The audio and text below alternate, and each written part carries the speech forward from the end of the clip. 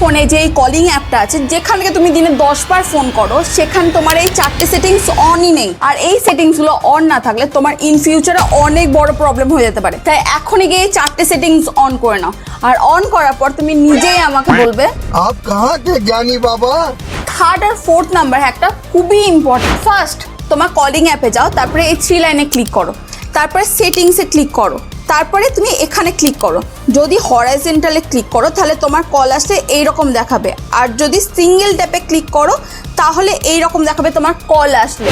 Second, আবার তুমি calling সেটিংসে যাও, তারপরে এখানে কলিং আইডি অ্যানাউন্সমেন্টে ওপেন করে নাও, তারপরে অলওয়েজ ক্লিক করে নাও।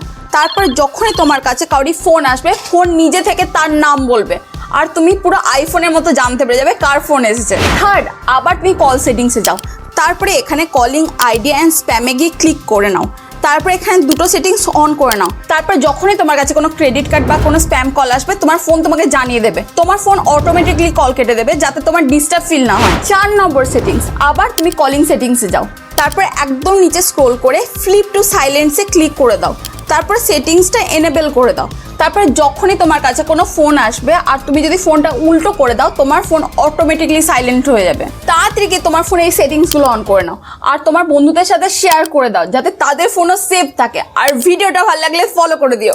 বাই।